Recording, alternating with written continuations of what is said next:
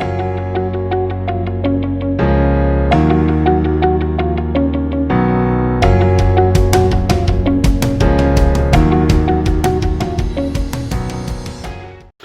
welcome back to another Home Hint from Boulder Home Inspection. Today I'm looking at an electrical panel that a lot of people would say is fine, and then there's a lot of people that say no, it needs to be changed. So here's the reasoning behind the change. So let's first of all look at the main breaker, 50 amp in this case.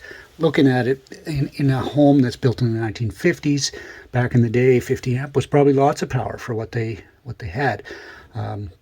You'll find a house this age would have very few electrical receptacles and so on. But in the day, it was certainly enough power. But a lot of insurance companies today will say, oh, that's not enough for our current requirements. Well, with new LED lighting and so on, I find that a 50 amp, I don't see very many 50s, by the way. A lot of them are 70s. But it's generally enough power for these little houses. They're operating just fine.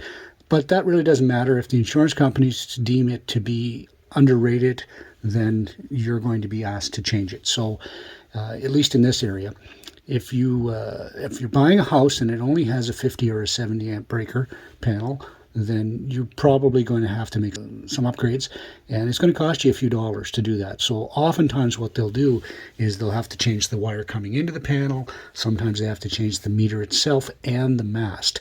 In this case, the mast is under the eave, so the wire's not very tall. So in order to make it compliant, as soon as you pull a permit, you have to increase and make everything compliant. So you'd have to put the mast up through the roof and get that wire up higher.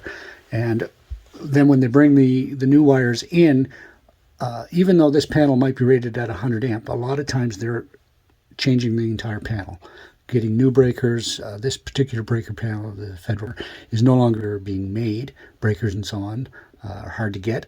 So a lot of electricians are asking you to just change it all. It's simpler for them, they say.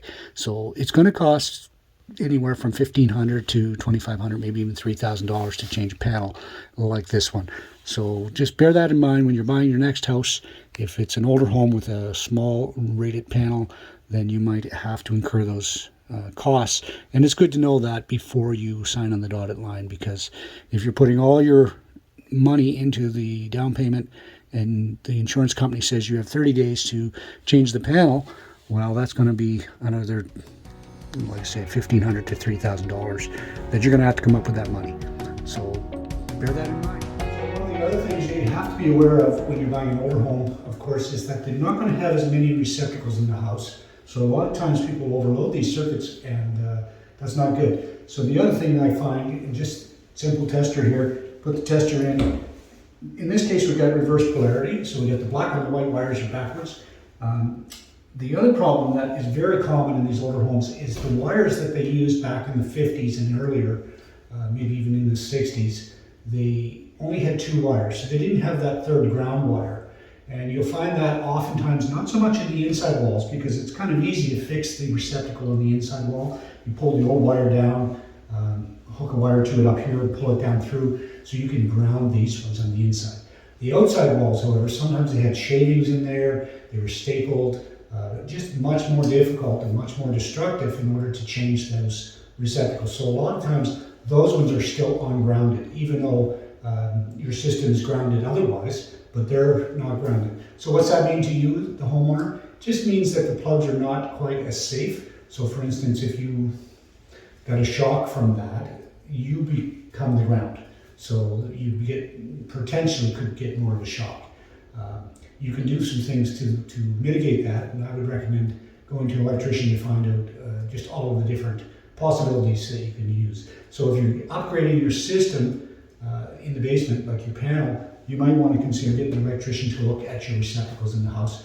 If he's going to add some, maybe he's going to put in a GFI to protect you from shock and stuff like that. So here we are, we'll test this outside receptacle, and you'll see that there's only one light on in the tester, so that indicates that it's not grounded. So again, two wires coming up here, white and black, no ground wire. So not quite as safe as our current system.